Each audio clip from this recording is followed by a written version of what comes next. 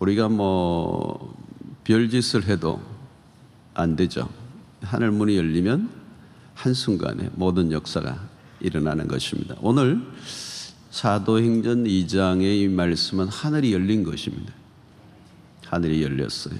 그래서 그 하늘로부터, 그죠? 2절에 호련히 하늘로부터, 2절에 보면 호련이란 말은 뭘까요? 어느 한 순간이에요.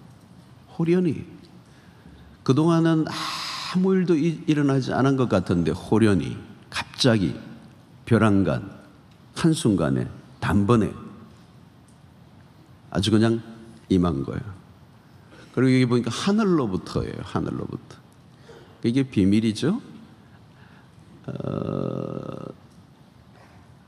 능력은 하늘로부터 오는 겁니다.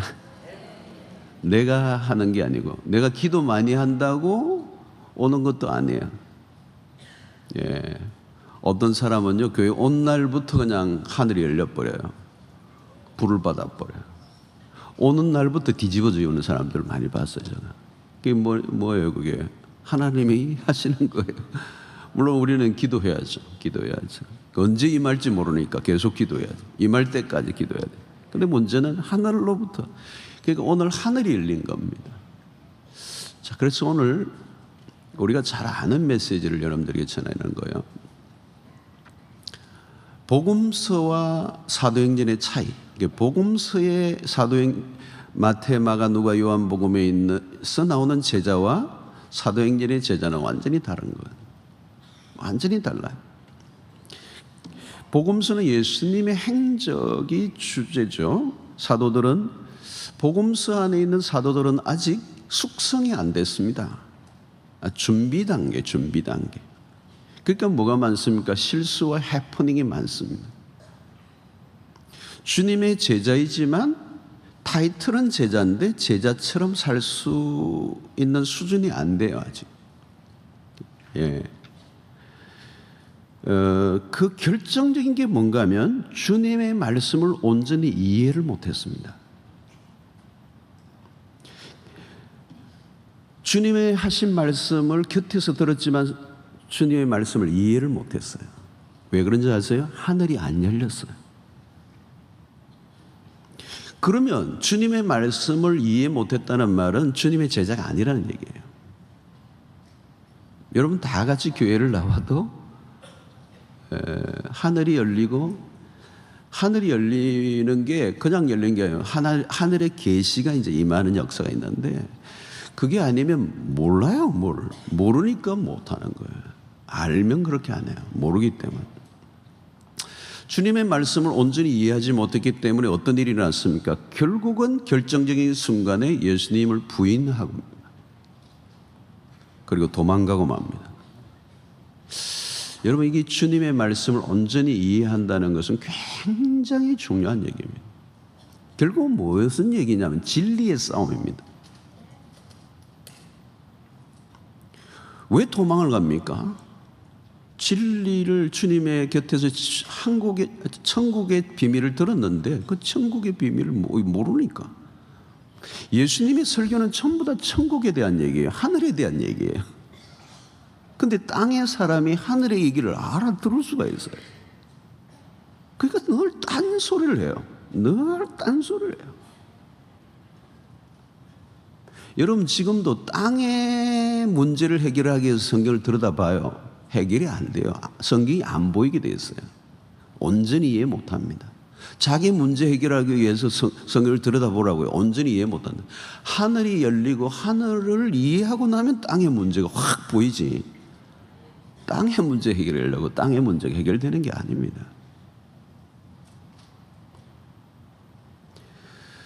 사도행전으로 넘어가면 달라지죠. 그 사도행전을 우리는 사도들의 행전 하는데요, 완전히 달라져요. 사도들만이 달라진 게 아니고요, 일곱 집사, 그러니까 오늘날로 치면 평신도들도 마찬가지로 달라졌어요. 능력이 생깁니다.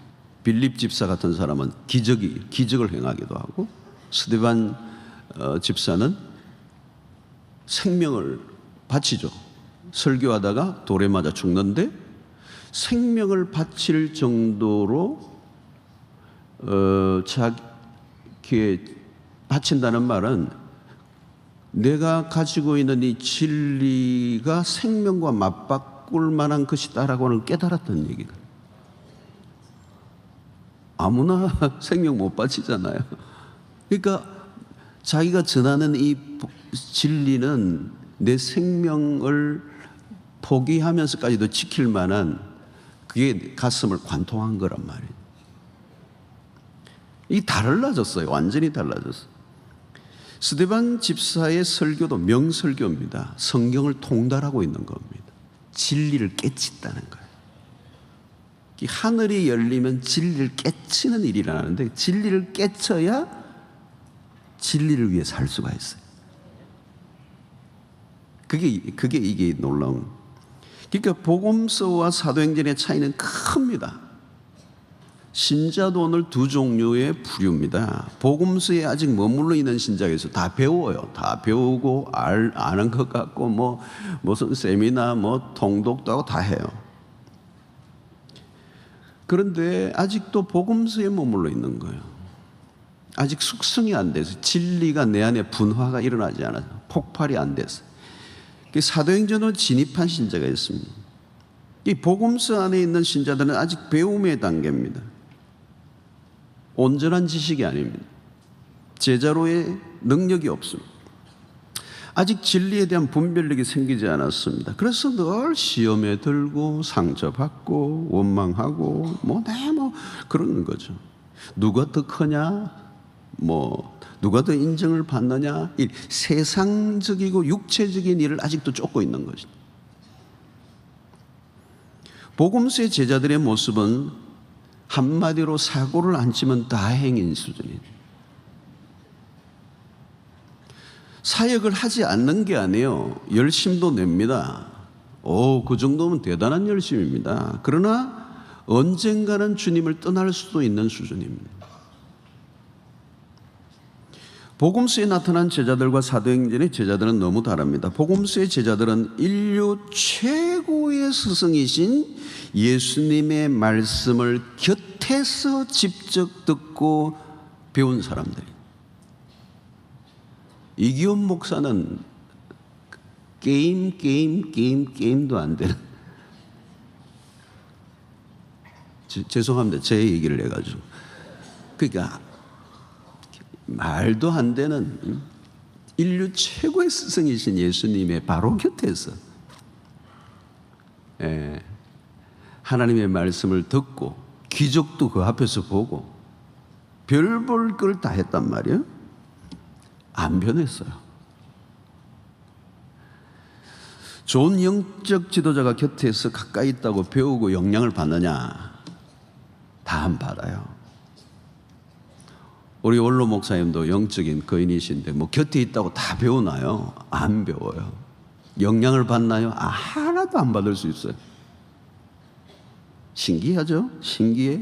신기하지 않아요, 여러분?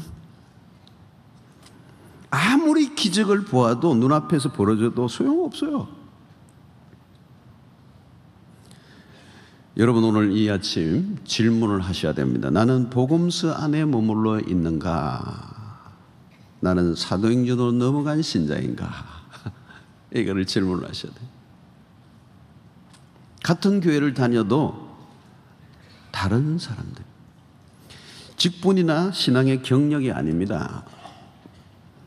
복음서 안에 내가 있는 신자인가, 사도행전 안에 있는 신자인가. 교회도 마찬가지입니다. 복음서 안에 머물러 있는 교회, 사도행전으로 넘어간 교회, 완전히 다른 것입니다. 자, 복음서의 제자들과 사도행전의 제자들과의 차이는 어디에서 일어났죠? 오늘 2장입니다. 획을 끊는 오순절의 성령 사건. 사도행전은 사도들의 얘기다, 이런 의미에서 사도행전이지만 사실은 성령 행전입니다. 성령의 사역을 기록한 것, 성령이 사도들을 어떻게 움직이셨는가, 그 얘기죠. 교회 출발이 바로 2장입니다. 교회가 이렇게 출발한 겁니다. 하늘이 열리고 성령이 임하심으로 교회가 출발했습니다. 근본적으로 성령이 임하시지 않고 하늘이 열리지 않으면 교회는 사람이 모여도 교회가 아닙니다. 오순절날 기도하는 가운데 호련히 그 120명이 모여있는 그곳에 급하고 강한 바람 같은 소리가 온 집에 가득했다. 불의 혀처럼 갈라지는 역사들이 일어나면서 뭔지는 모르지만 어떤 그런 불, 바람과 같은 자연적인 강력, 불이나 바람은 가장 자연에 있어서 강력한 하나의 현상이죠. 그것을 불이나 바람 그 자체가 아니라 같이 임하심으로 성령이 그들에게 임하셨다는 것을 어떻게 느끼게 하신 것 같아요. 그 다음에 사도들이 변했는데 성령이 임하신 사건이 모든 것을 가르게 된다는 거예요. 이것은 부인할 수 없는 확실한 변화의 시점입니다. 자, 이 사건 전후가 다르다는 관점에서 우리는 여기에 관심을 기울여야 합니다. 특별히 사도행전의 가장 핵심 구절이 사도행전 1장 8절로 우리가 보죠. 오직 성령이 너희에게 임하시면 너희가 권능을 받고 영권을 갖는 거예요. 권능을 받고. 여기 권능이 뭐냐? 권능이 뭐냐? 오늘 우리가 이제 주제로 영권인데요. 영권. 파워예요. 영적 파워. 영적 권세.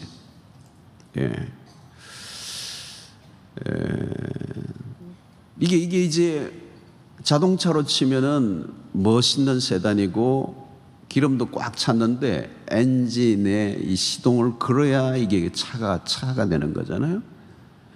이게 엔진 시동을 건 다음에 불이 붙어진다는 거잖아요. 불이 확 붙어져야 파워가 생긴다.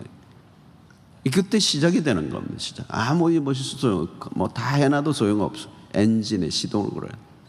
지금 그 파워가 강력한 파워가 이제 시작되는데, 자, 이것을 오늘 좀 우리가 설명을 해야 되겠습니다. 성령의 충만으로 우리에게 어떤 일이 일어나느냐 하는 것을 사도행전 1장 8절의 말씀을 통해서 우리가 알 수 있는데, 성령의 충만으로 우리에게 일어나는 일은 영적 세계로 진입하는 일이 이제 일어나는 것이죠. 우리가 예수를 믿는다고 다 영적 세계 안에 입문한 것이 아닙니다. 신학교 졸업했다고 되는 것도 아닙니다. 신령한 세계를 진입하지 않으면 우리가 영의 세계를 볼 수가 없고, 볼 수 없기 때문에 영의 세계가 열리지 않은 것입니다. 그러면 영의 일을 이해할 수 없고 영에 관련된 일을 제대로 할 수 없습니다. 왜? 영에 속한 자가 아니기 때문에. 고린도전서 2장 13절에 영적인 일은 영적인 것으로라야 분별한다, 이런 얘기를 합니다. 14절에서도 육에 속한 사람은 하나님의 성령의 일들을 받지 아니하나니 이는 그것들이 그에게는 어리석게 보이며 또 그는 그것들을 알 수도 없나니 그러한 일은 영적으로 분별되기 때문이라. 왜 복음서의 제자들은 주님 곁에서 말씀을 듣고 기적을 보게 되었지만 변화가 없었는가 하는 것입니다. 그들은 아직 영의 세계를 보는 눈이 열리지 않았습니다. 베드로는 소위 수석제자입니다. 그러나 예수님의 십자가의 사건에 대한 예언을 이해를 하지 못했습니다. 예수님은 계속 십자가를 지셔야 될 것들에 대해서 몇 번 말씀을 하셨지만 전혀 알아듣지 못하고 딴소리를 합니다. 영계가 안 열린 것입니다. 어린아이들을 키워보면 참 힘든 게 뭐냐면 말귀를 못 알아듣는 거예요. 부모들이 참 힘든 게 말귀를 알아들으면 이제 다 큰 거죠. 너무너무 답답해요. 말귀를 못 알아내니까. 그 심부름을 시킬 수도 없어요. 시키면 또 사고를 내니까, 또 엉뚱한 일을 하니까 일을 만들어요. 교회도 마찬가지입니다. 하나님의 말씀을 아직 깨치지 못한 사람은 일꾼이 아니고 일감이죠. 일하는 게 아니에요. 그건 일을 돕는 게 아니에요. 영의 눈이 열리지 않은 채 교회를 아무리 오래 다녀도 영적 세계의 눈이 열리지 않으면 답답해요. 답답한 신앙생활을 해야 됩니다. 이게 지금 한국교회 안에 일어난 심각한 현실입니다. 영적으로 꽉 막혀 있으면 신앙생활이 종교적인 활동 수준을 벗어나지 못하게 되는 것입니다. 왜? 이게 안 열렸어요. 안 열렸어요. 그러니까 이게 도대체 혼란스러운 겁니다. 그러니까 이게 모든 게 혼재되어 있는 겁니다. 그러니까 육과 영 이게 막 짬뽕이 돼가지고 정말 웃기는 짬뽕이 되는 거예요. 사도행전의 핵심 구절이 1장 8절 우리가 잘 아는데요, 주님께서 성찬 직전에 하신 말씀입니다. 이것을 요약하면 오직 성령이 너희가 권능을 받고 이렇게 하는 말씀의 요약은 뭐예요? 너희에게 성령이 임하시면 권능을 받고 내 증인이 되리라. 이게 요약이죠. 그러니까 성령, 권능, 증인, 이 키워드입니다. 사도행전 전체를 꿰뚫는 키워드예요, 이게 사실은. 그러니까 성령이 임하셔야 권능을 받고 권능을 받아야 증인이 된다 그랬어요. 근데 이게 무슨 말씀? 여기 증인이 된다라고 하는 것은 그냥 우리가 전도를 많이 하는 사람이 된다, 이것을 말하지 않아요. 전도를 몇 명 하느냐, 전도를 얼마나 열심히 하느냐, 그 얘기를 하지 않아. 여기 증인은 헬라어로 순교자입니다. 모트, 우리 영어로도 그러죠. 우리 헬라어는 마르투스라고, 순교자를 말해요. 증인은 순교자예요. 여기 말은 오늘 우리가 그냥 전도지 나누는 그런 사람을 말하는 게 아니에요. 순교자라는 말, 증인이 순교자라는 말은 뭡니까? 생명을, 자기가 전하는 그 내용을 위해서 생명을 건 자라는 얘기겠죠. 여러분, 이건 아무나 할 수 있는 일이 아니에요. 몇 번 전도는 할 수 있죠. 그런데 그거 말하는 게 아니에요. 생명을 내어놓을 정도로 진리에 대해서 확신을 가지고 있는가 하는 거죠. 그러니까 그 전하는 사람 증인이 누구냐? 그냥 전하는 게 아니라 그 전하는 그 내용을 위해서 내 생명을 걸 수 있는 사람이란 말이에요. 이 말은 진리가 내 모든 영혼을 완전히 관통하고 지나간 사람에게만 일어나는 일이에요. 어설프게 진리를 아는 사람은 진리를 포기할 가능성이 있어요. 그러니까 예수님의 제자들이 사도행전 있기 전까지는 결정적인 순간이 되니까 도망가 버리잖아요. 그러니까 진리가 자기의 심장을 관통하지 않았어요. 그냥 이렇게 지식으로 남아있는 거예요. 자신의 몸에 체화가 되어 있지 않아요. 그 진리가 내 안에 생명으로 와 있지 않다고요. 그러니까 언제든지 분리가 가능하다. 진리와 자신의 삶이 분리가 가능한 상태를. 그리고 어떻게 생명을 바쳐요? 못 바치죠. 자, 여러분, 오늘 8절을 잘 들여다보셔야 돼요. 오직 성령이 너에게 임하시면 너희가 권능을 받고, 여기 권능이 해답이에요. 성령이 권능을 주시는데 그 권능이 주어질 때 너희가 증인이 된다. 근데 이 권능이 뭐냐 그러면, 이 뭘 주셨길래? 이거는 다른 능력도 있지만 중요한 것은 뭐냐면 생명을 내어놓을 만큼 강력한 진리에 대한 확신을 심어주는 거예요. 이게 권능이에요, 여러분. 그냥 내가 한번 죽겠다고 용기를 내는 그런 인간적 열정을 말하는 게 아니고, 성령이 임하실 때 하늘의 진리에 대한 강력한 확신을 가지게 되고, 그 진리가 내 몸 안으로 들어와서 나와 분리가 안 되는 일치의 역사가 일어나는 거예요. 이것을 우리는 말씀의 성육신이라고 말합니다. 이게 일어나야 되는 거예요. 이제 해체가 불가능해. 그래서 여러분, 요한복음에 저가 내 안에 내가 저 안에 하나가 된다, 주님이 하나 된다, 이 말은 이런 거와 동일한 겁니다. 내 말이 너희 안에 거하면, 이런 거예요. 이제 말씀이 나에게서 떠나보낼 수가 없어요. 완전히 나를 사로잡고 나를 압도하고 마치 몇만 볼트의 전기에 감전된 것처럼 완전히 나를 그냥 완전 흔들어 놓는 천지개벽의 사건이 일어나는 거예요. 여러분, 예수의 증인, 예수를 위해, 하늘의 진리를 위해 생명을 바칠 수 있는 단계는 아무나 하고 싶다고 되는 게 아니에요. 내가 해야지 해가 되는 게 아니에요. 하나님이 누구이시고 예수 그리스도가 누구이시며 신구약 전체의 말씀이 무엇인지 내 가슴이 열리고 꽉 진리의 계시의 말씀이, 하늘의 진리가 내 영혼에 막 밀고 들어오는, 한마디로 그때 하늘이 열리는 것입니다. 하늘의 이치를 깨닫는다는 말이에요. 하나님의 뜻을 이해한다. 그때가 일어나는 거죠. 그때 뭐가 오느냐면 불을 받는 거예요. 그래서 여러분, 은혜를 받을 때 언제 오냐면 말씀이 임하는데요, 가슴이 뜨거워지는 거예요. 이 불을 받은 거예요. 그게 권능입니다. 권능. 이 말씀을 위하여 내가 이제 생명도 바칠 수 있겠구나. 아니, 내가 이 진리를 가졌으니 이제 죽어도 좋겠구나. 이게 와야 되는 거예요. 어찌할꼬 이 진리를 내가 알게 되다니. 복음서의 제자들이 진리를 온전히 알지 못했어요. 그러니까 영의 세계가 열리지 않습니다. 여러분, 우리의 신앙이 한순간 가슴이 뜨거운 것만으로는 오래 유지 못합니다. 뜨거운 게 계속 안 갑니다.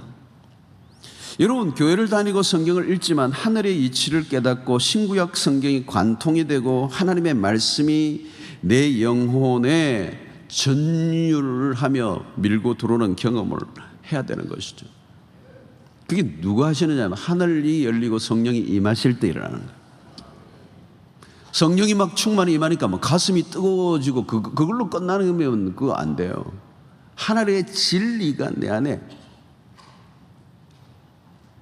하나님이 진짜 말씀하시려고 하는 하늘의 뜻이 내 삶에 밀려 들어와야 이제 영의 삶이 시작이 됩니다. 안 그러면 하늘이 열리지 않으면 늘 이제 땅 파고 살아야 되는 거예요. 육의 문제에 시달려야 되는 거예요.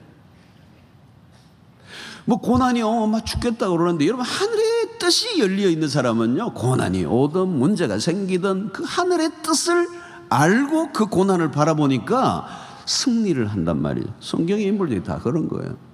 요새 뭐 딴 겁니까? 하늘의 뜻을 알고 그걸 보니까 형들이 밉지가 않아요. 그 깨친 사람이에요. 돌을 깨친 사람들이라니까. 단수가 올라갔단 말이에요. 그러니까 육의 지배를 안 받는단 말이죠. 할렐루야. 지금도 이런 다가오는 사람이 있을 거고, 아닌가. 그런 사람이 없기를 바랍니다만은, 오늘 굉장히 중요한 얘기를 제가 좀 아침에 지루할 수도 있지만 중요한 얘기를 하는, 수준이 여러분들이 이 새벽에 오신 분들 다 대단한 분들이기 때문에 제가 여러분들을 인정하고,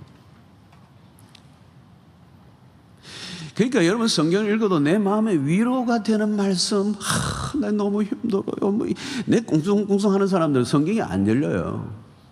그리고 또 해답도 없어요. 그러면 뭐 이 문제 생기면 또 저 문제 생기고, 내 뒤치라고 왔다라 갔다라, 뭐 이 문제 끝나면 저 문제, 뭐 내 문제 뒤치다끌이 하다가 그때 다 끝나는 거.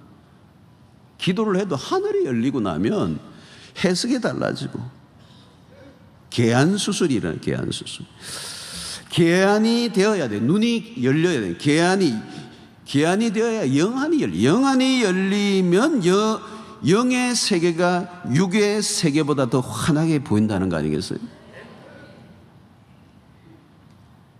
그러면 육을 위해 살지 않고 영을 위해 살 수 있게 되는 겁니다. 영의 세계의 눈이 열리지 않으면 영의 일을 이해할 수 없고, 영의 세계의 일을 할 수가 없어요. 혼란만 오는 거예요. 거기서 이게 크라이시스, 위기. 교회 안에서도 주의 일을 하는데 육의 힘으로 하다 보니 사고가 일어나는 겁니다. 다 지금 그런 거 아닙니까? 하는 사람도 힘들고 보는 사람도 힘들고 그렇습니다. 말씀이 전율하듯이 나를 휘감고 흔들어 놓는 사건, 말씀의 능력이 무엇인지 맛보면 그때부터 모든 것이 달라지는 거예요. 그 이전에는 내가 주를 위해 산다고 해도 불완전하고 늘 위험스럽습니다. 대개는 자기 몸 하나 가누기 힘듭니다. 좀 숨기는 것 같다가도 자기 문제 터지면 본래의 모습으로 돌아갑니다. 영에 열린 사람은 육의 문제가 생겨도 흔들리지 않고 영을 쫓아갑니다. 그러나 육에 머물러 있는 사람은 이 육의 사건이 터지면 그냥 그 정신을 못 차리고 거기에 빠져서 그냥 허우적거리게 되는 거죠. 형편이 좋을 때만 주님을 섬기고 여차하면 언제든지 베드로처럼, 복음서의 베드로처럼 디비랴 바닷가로 갈 사람이에요. 나는 물고기 잡으러나 가겠다. 오늘도 현실에 마찬가지예요. 복음을 깨치고 진리를 깨치고 하늘이 관통되지 않으면, 열리지 않은 사람은 언제든지 디비랴로 갈 가능성이 있어요. 예수님 부인하고 아이고 끝났다, 끝장났다, 이제 볼 별로 없다, 나 그냥 옛날로 돌아갈란다. 성령이 하시는 일이 뭐냐? 주님께서 분명히 말씀하셨어요. 요한복음 16장 13절에 이미 제자들에게 다락방 강화에서 말씀을 하셨어요. 요한복음 16장 13절에 보니까 그러나 진리의 성령이 오시면 그가 너희를 모든 진리 가운데로 인도하시리니. 여기서 그냥 진리가 아니에요. 모든 진리, 부분적 진리가 아니에요. 한 조각조각이 아니에요. 통합된 진리를 말해요. 신구약 전체를 말해요. 하늘의 계시를 말하는 거예요. 이게 온전히 깨닫는 걸 말합니다. 그냥 내가 은혜 받았다, 내 마음에 드는 어떤 얘기를 듣고 내가 은혜 받았다, 그것만 붙잡으면 실패해요. 내가 가지고 있는 하늘의 진리의 그 모든 진리의 오늘의 말씀은 그 부분이구나, 요걸 깨달아야 되고, 그래서 퍼즐이 맞추어져서 하늘의 모든 뜻이 완전하게 통달되어지게 될 때, 그게 누가 하느냐? 진리의 성령이 오시면 그가 너희를 모든 진리 가운데로 인도하시리니 그가 스스로 말하지 않고 오직 들은 것을 말하며. 예수님이 말씀하신 걸 얘기하신다는 거예요. 그때는 못 알아들었는데 성령이 이제 깨치게, 장래의 일을 너에게 알리시리라. 여러분, 복음서에서 제자들에게 성령에 대해서 해주신 아주 중요한 말, 성령이 오시면 너희를 모든 진리 가운데로 인다. 그동안 부분적으로 알았지만 이제 전체를 통달하게 하시고 하늘의 비밀을 알게 하시고 영의 눈이 열리게 하시고, 그런데 성령이 임의로 말씀하지 않고 오직 들은 것을 말하고 장래의 일을 알려주실 것이다. 성령은 새로운 말을 하시는 게 아니에요. 요즘 가끔 이상한 예언가들이나 있는데 그러지 않아요. 물론 특별한 방법으로 말씀하실 수 있지만 성령은 진리의 세계로 이미 주신 말씀을 가운데 그 말씀이 완전히 드러나도록, 주님이 말씀하신 것, 그리고 구약의 선지자들이 하신 말씀을 깨우쳐 주실 것이다. 그리고 장래에 되어질 일들을 그러니까 영의 세계 안에 일어날 하나님의 비밀들을 종합적으로 통합적으로 알려주실 것이다. 요한 1서 2장 20절을 보면 너희는 거룩하신 자에게서 기름 부음을 받고 모든 것을 아느니라. 기름 부음을 받을 때 하늘의 비밀을 깨닫고 모든 것을 알게 된다는 거예요. 하늘의 이치와 땅의 이치를 통달하여 깨달아 알게 된다는 거예요. 고린도전서 2장 10절에 오직 하나님이 성령으로 이것을 우리에게 보이셨으니 성령은 모든 것 곧 하나님의 깊은 것까지도 통달하시느니라. 사랑하는 성도 여러분, 성령이 임하셔서 진리를 통달하는 은혜가 있게 되기를 바랍니다. 왜 우리가 땅에서 헤매느냐 하면, 왜 문제가 생기면 헤매느냐 하면 진리를 통달을 못해서 그런 거예요. 하늘의 이치를 깨달으면 땅의 모든 일이 그냥 훤히 보이는, 길이 열려 있는, 모든 것에 명쾌해지는, 그러니까 판단력이 분명해지는 거죠. 여러분, 성숙하다는 말이 뭐냐면 영적인 판단력이 생겨요. 곁길로 나가지 않아요. 장애물을 얼마든지 피해 다닐 수 있어요. 성령께서 우리를 깊은 세계로 인도하십니다. 영의 세계죠. 영의 세계.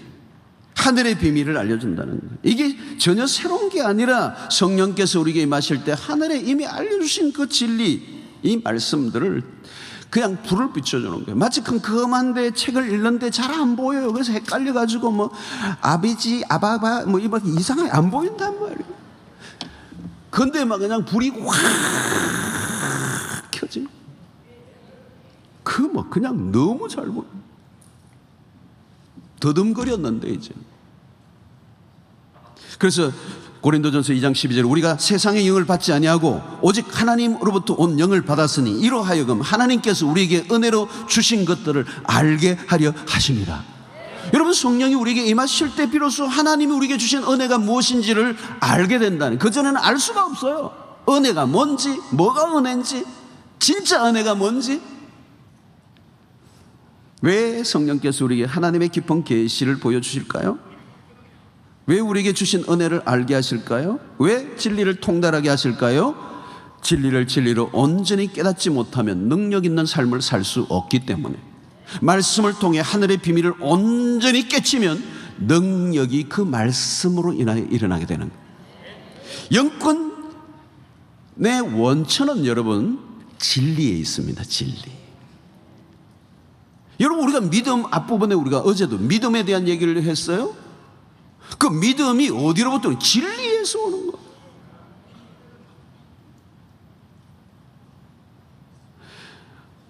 여러분, 오늘 우리의 결단도 중요하지만 우리의 의지와 결단은 오래 못 가요. 하늘의 권능이 임해야 합니다. 성령의 권능이 임할 때 일어나는 가장 놀라운 일은 진리에 대한 통달과 그 진리에 대한 확신이 찾아오는 거. 확신.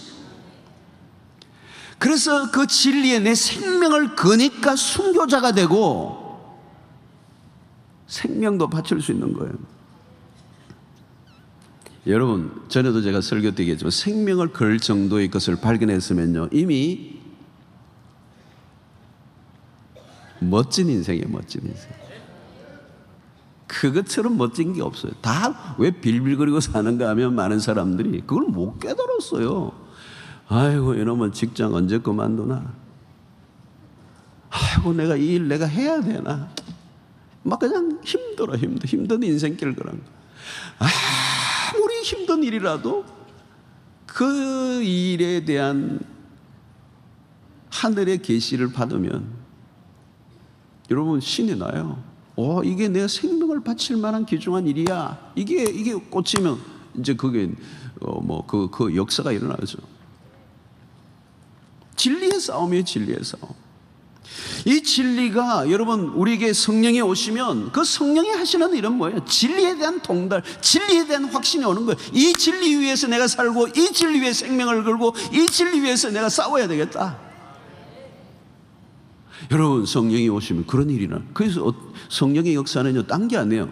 어떤 때는 내 옆에서 지금 말씀하는 것 같아요. 옆에서 막 귀에다 대고 내가 말씀을 듣는데, 묵상을 하는데 아니면 길을 걷는데도 어떤 때는 말씀을 하나님 주실 때 이 귀에다가 옆에서 막 말씀 손손손손 귀에서 막 귀에다가 말 되는 것 같아요.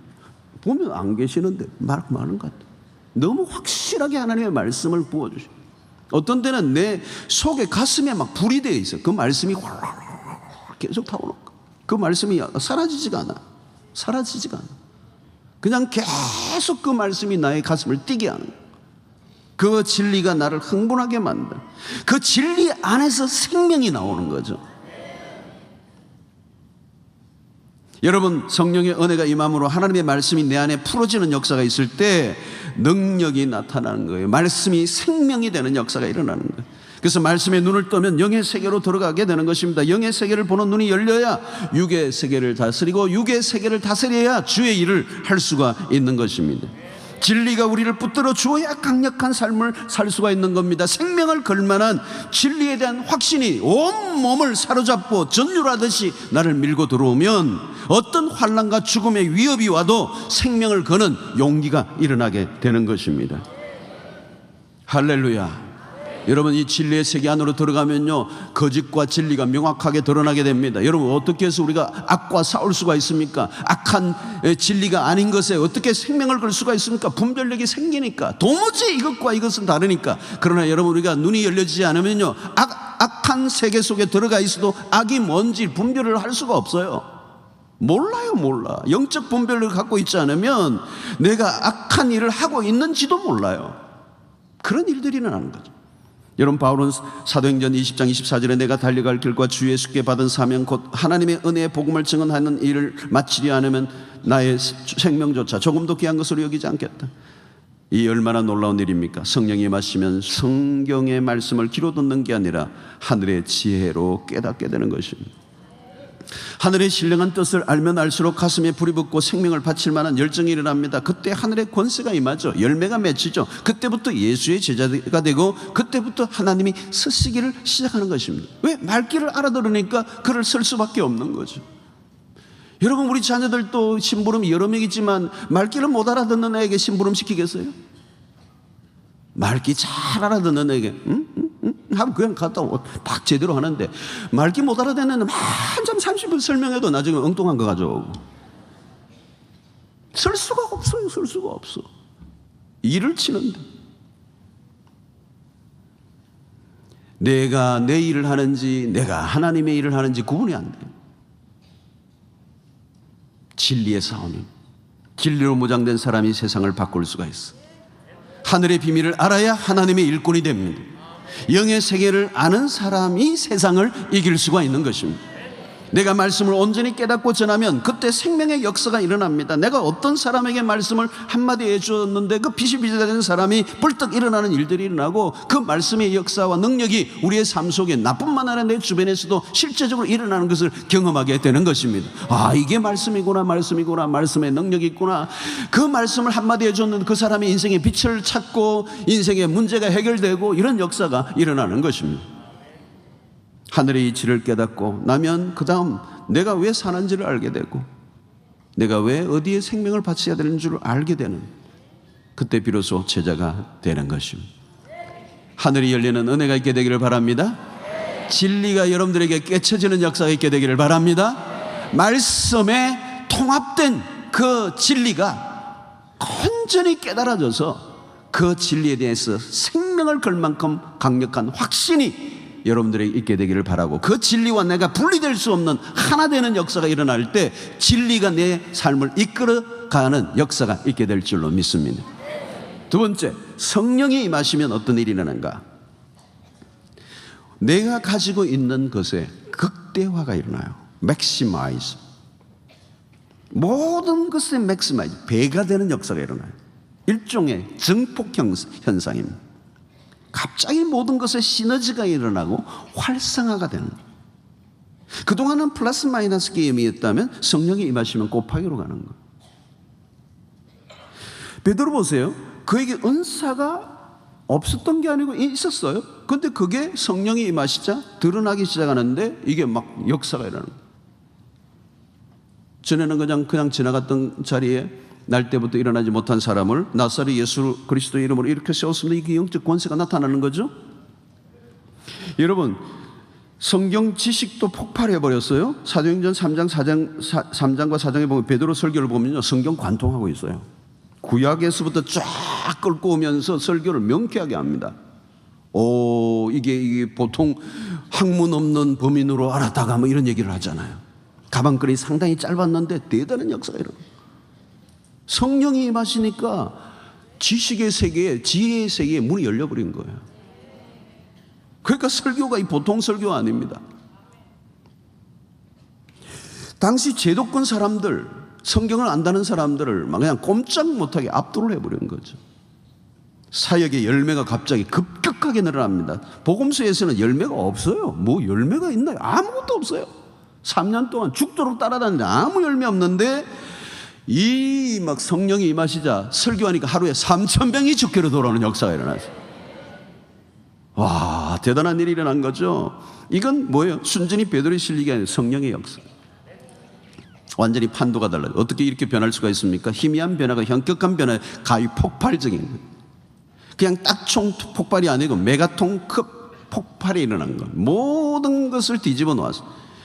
여러분, 내가 지금 하고 있는 사역이 고만 뭐 별 일이 별 없다면 내가 하고 있는 거기 때문에 성령이 오시고 하늘의 권능이 임하면 폭발 현상이래요. 폭발 현상. 여러분, 모든 것에 그냥 시너지가 일어나고 배가 되는 역사, 맥시마이저가 일어나요. 여러분, 가지고 있는 돈에도 변화가 일어나요. 성령을 받으시면. 이전에는 그냥 돈이었어요. 그냥 돈. 그런데 그 돈이 다 눈이 없어요. 일반적으로 그 돈이 눈이 없어요. 방향을 못 잡고 있다고요. 어디에 쓸까? 성령이 임하시지 않으면 돈 쓸 줄 몰라요. 그러나 돈을 어떻게 쓸 줄 알게 되는 역사가 일어나요. 하늘의 이치를 깨닫고 이게 이 돈이구나 하고 그 돈이 가야 될 때를 쫙 보내는 거예요. 그러면 역사가 일어나는 거예요. 여러분, 돈 버는 재주보다 돈 쓰는 재주가 얼마나 놀라운 거 아세요? 돈 쓰는 재주, 돈 버는 재주 아무리 많이 가지고 있어도 소용없어요. 돈 쓰는 재주가 있어야 돼요. 그런데 그게 하늘의 이치를 깨달아야 이 돈의 방향을 정확하게 알고 이 돈이 있어야 될 곳을 옮기면 역사가 일어나는 거예요. 이 세상에 여러분 기업가들도 그걸 알기 때문에 그 물건에서 그걸 하니까 돈을 이리 옮기고 저리 옮겨 벌고 막 이래 사고 팔고 하는데, 영계에 가면 이 돈의 가치가 그것과 게임이 안 돼. 정폭이 일어나는 거예요. 할렐루야. 그걸 모르면 돈이 엉뚱한 데로 빠져나가요. 엉뚱한 데 새나가요. 엉뚱한 데 낭비해버려요. 돈의 가치를 극대화시킬 수 있는 것은 돈이 쓰여져야 할 곳에 제대로 쓰는 게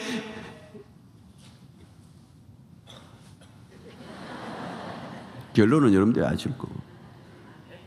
여러분, 여러분 힘도 마찬가지잖아요. 우리 무술하는 사람 힘이 제대로 가해지면 그게 능력이 되는 거 아니에요. 근데 힘이 분산돼 버려. 그러니까 벽돌은 고사하고 그냥 아무것도 안 되는 거예요. 이거만 아픈 거지. 갈 방향을 정확하게. 지식도 마찬가지예요. 많이 알면 뭐합니까? 성령이 임하셔서 그 지식을 하나님이 사용하시면 사람을 살리는 일을 할 수 있지만, 어떤 사람은 아는 게 병이 되어서 아는 것 때문에 오히려 인생을 망치는 사람이 있어요. 아는 게 많아가 너무너무 인생이 시름시름 알아요. 정신병이 걸리는 거예요. 아무것도 그 지식이 쓰임받지를 못하는 겁니다. 오히려 자기를 병들게 하고 다른 사람 병들게 하는 비판 정신으로 인생을 망치는 사람 얼마나 많습니까? 성령이 임하시면 성령이 나를 이끌고 가면 이 사역도 가속도가 붙습니다. 내가 하는 일은 성령이 하시는 일과 한결하게 다른 열매가 맺히죠. D.L. 무디와 같은 사람이 역사에 쓰임받았던 많은 사람들, 세상적으로 갖춘 게 없다 할지라도 성령이 그를 통해 하신 일들을 보면 놀라운 것입니다.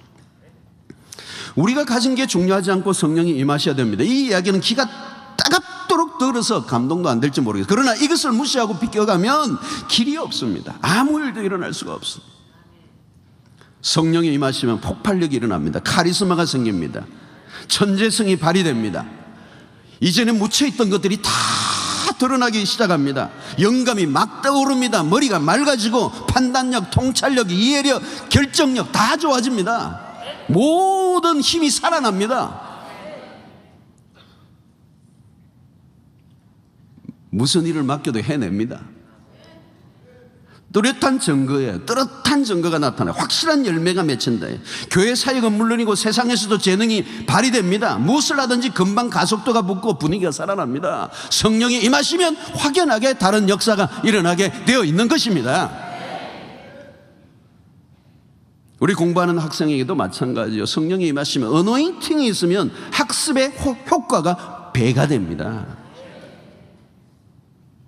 제가 한 번은 우리 원로 목사님 어떻게 목사님은 경기 중학교, 고등학교, 서울대학교 어떻게 그렇게 공부를 잘하셨습니까? 그랬더니 자기는 기도 생활을 하시니까 경건한 생활을 했대요. 우리 원로 목사님. 가끔 이 간증 들었나요?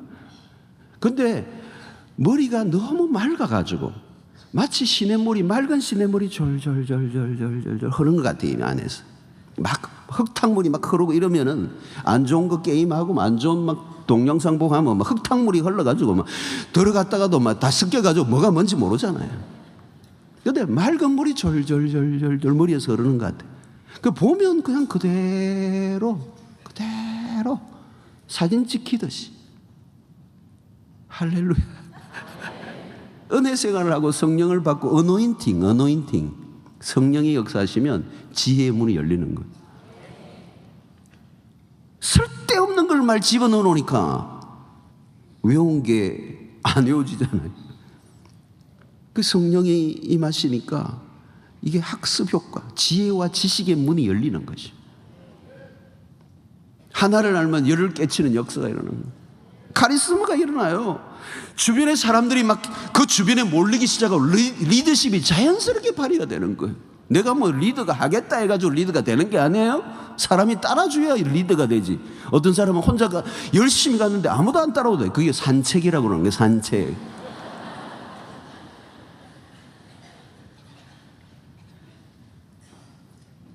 떠밀려 다니지 않고 주도권을 가지는 것입니다. 이것이 어노인팅입니다. 지금은 어노인팅의 시대입니다. 어노인팅이 없으면 건물 직분, 사람, 화려한 프로그램, 멋진 예배 순서, 찬양 다 소용없어요. 뭘 하든지 어노인팅이 있어요. 기름 부으심이 있어야 돼요. 어노인팅이 없으면 죽은 것이나 마찬가지, 명목만 유지하는 신앙생활을 하게 되는 것입니다. 자기도 신나지 않는데 누가 따라오겠습니까? 자신도 알쏭달쏭한데 누가 믿음의 역사가 그곳에 일어나겠습니까?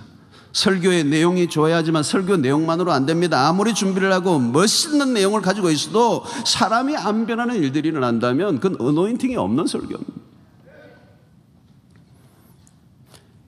여러분, 설교도 준비할 때도 어노인팅이 있어요. 기름 부으심이 있어야 돼요. 이게 어노인팅이 없으면요, 설교 준비할 때 너무너무 힘들어요. 마른 행주를 쥐어 짜는 것 같이.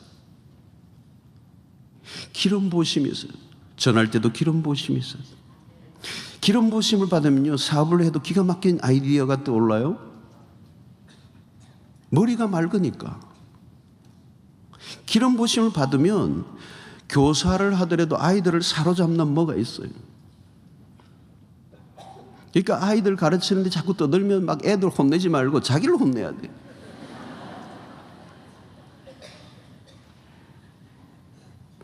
세일즈를 할 때도 상대에게 다가가면 몇 마디 하기도 전에 막 지갑을 꺼내는 일이죠. 여러분, 예수를 죽였던 사람들의 스스리 풀은 33세의 유대의 젊은 한 사람, 아직 기독교라고 하는 것이 생성도 되기 전에 이제 갓 제자로서 새롭게 시작한 베드로, 기업으로 치면 신입사원이나 마찬가지예요. 지금 자기가 팔려고 하는 이 제품은 아직도 전혀 알려지지 않은, 아니 그걸 팔려고 했던 사람들을 죽여버리고 그 교주를 죽여버린 그 시대. 그들을, 예수를 죽였던 사람들이 그대로 있는 그들을 향하여 지금 베드로가 설교를 하고 있는 거예요. 그런데 하루에 3,000명이 베드로의 설교를 듣고 회개하고 돌아오는 역사가 일어났어요. 여러분, 이게 신기한 일이에요. 이게 어노인팅이에요. 어노인팅. 도무지 불가능한 일이 가능한 얘기, 되는 일이다. 하늘의 권능이 임한 것이면 무엇을 하든지 하늘 권능이 임해야 합니다. 하늘 권능이 임하지 않는다면 하던 것을 내려놓고 하늘의 권능을 구해야 하는 것입니다. 여러분, 하늘의 권능, 영권이 임하면 다른 사람 100,000이 감당하지 못하는 일을 혼자서도 감당할 수가 있습니다. 사람이 많다고 되는 게 아닌 것 같아요. 지혜교회는 기름 부으심을 받은 단 한 사람이 필요해요. 여러분, 부서에도 마찬가지입니다. 어떤 일이든 마찬가지입니다. 많이 사람 모은다고 되는 게 아니라는 걸 저는 너무나도 잘 알아요. 한 사람이 필요해요. 한 사람. 성령의 충만을 받으면 날개를 다는 겁니다. 자동차와 비행기는 완전히 다릅니다. 자동차를 아무리 개발해도 자동차입니다. 비행기는 다른 차원이죠. 사도행전 2장의 사건이 그 일인 줄로 믿습니다. 오늘날 교회도 성령의 기름 부으심이 있는 교회여야 시대 속에 쓰임받을 수 있습니다. 다른 것은 아무것도 없습니다. 오늘도 교회 건물도 좋고 뭐 모든 시스템 좋고 프로그램 좋고 뭐 요즘 다 좋아요. 다 좋아. 그거 가지고 안 된다는 것을 지금 우리는 실감합니다. 오직 하나, 성령의 기름 부으심. 오직 하나예요. 오직 하나. 오직 하나. 사도행전에 아무것도 없었어요. 아무것도 없어. 오직 하나, 성령이 임하실 때 위대한 하나님의 역사가 일어났어. 오늘 우리 조국교회 정말 절실하게 갈망하는 거 이거 하나예요. 성령의 기름 부으심. 주일날 우리 예배도 마찬가지. 성령의 기름 부으심. 성령이 압도하는 은혜를 우리가 느낄 수 있는, 우리의 재주, 우리의 기술은 필요가 없어요. 우리의 방법도 필요가 없어요. 성령의 기름 부으심. 어떻게 해야 될까요, 여러분? 성령을 사모하시길 바랍니다. 사모하셔야 돼요. 성령을 절절히 압도하는 성령의 임하심을 날마다 간구하시는, 언제나 구하세요. 항상 어떤 것보다도 성령의 기름 부으심에 몰두하고 그것을 갈망하고 구하는 은혜가 있게 되기를 바랍니다. 누가 성령을 목마르게 갈망할까요? 자신의 연약함을 인정하는 사람. 나에게서는 능력이 나오지 않는다는 것을 절대적으로 인정합니다. 나에게서는 나올 게 없어. 오직 위로부터 임한다는 사실. 이것은 바로 자신에 대해서 애통하는 마음을 가져야 가능한 것입니다. 무엇보다도 성령은 거룩의 영입니다. 정결한 심령이 되어야 합니다. 우리가 예수의 보혈로 우리의 죄악들을 날마다 덮는 시간을 가지셔야 돼요. 죄의 민감성을 가지고 살아가야 합니다. 작은 죄라도 날마다 회개하는 영성이 필요합니다. 육체를 만족시키는 일보다 영의 일을 추구해야 합니다. 아무 책이나 읽지 말고 거룩한 독서를 하시고 영을 해롭게 하는 미디어와 영혼을 어지럽게 할 수 있는 과도한 그런 매체로부터 TV 시청이나 여러 가지 세상적 문화를 가급적 미니마이즈하세요. 맑은 영혼을 유지해야 합니다. 가장 중요한 것은 기도예요. 성령과 기도는 뗄래야 뗄 수가 없습니다. 오직 기도에 힘쓸 때 오순절에 성령이 임하셨던 것처럼 성령의 사람은 기도의 사람. 성령 없이는 기도가 또 불가능해요. 성령과 기도. 사랑하는 성도 여러분, 이 아침에 뿐만 아니고 앞으로 우리의 삶의 모든 일상 속에 성령의 불이 임하시도록 날마다 간구하시기를 축원합니다. 하늘의 영권을 받으시기를 바랍니다. 영권은 하늘로부터 임하는 것입니다. 우리는 땅의 것으로는 힘을 쓸 수가 없습니다. 하늘이 열리고 주의 성령이 임하심으로 하늘의 진리가 내 영혼을 관통하는 역사가 일어나게 되기를 바랍니다. 하늘의 진리를, 하늘의 이치를 온전히 통합적으로 모든 것을 완전하게 깨닫는 은혜가 성령을 통하여 임하게 되기를 바랍니다. 그래서 이 진리를 위하여 살겠고 이 진리를 위하여 나는 죽을 수 있겠다라는 확신이 드는 역사가 있게 되기를 바랍니다. 그러면 그 진리가 여러분들을 승리케 하실 줄로 믿습니다. 이 성령이 임하심으로 말미암아 우리가 가지고 있는 모든 것에 하나님의 거룩한 폭발력이 일어나게 되기를 바랍니다. 여러분들의 지식과 여러분들의 경험과 여러분들의 모든 은사와 여러분들의 사역과 여러분들의 모든 가지고 있는 그런 재능 위에 하나님의 폭발적인 역사가 일어나게 하여 주셔서 능력이 나타나 이 세상을 다스리고 여러분이 가지고 있는 모든 지식과 은사와 능력을 하나님의 나라를 위해서 아름답게 쓰임받게 될 줄로 믿습니다. 그런 은혜가 있게 되기를 축원합니다. 하늘의 영권을 주시옵소서. 하늘문을 여시옵소서. 성령을 부어 주시옵소서.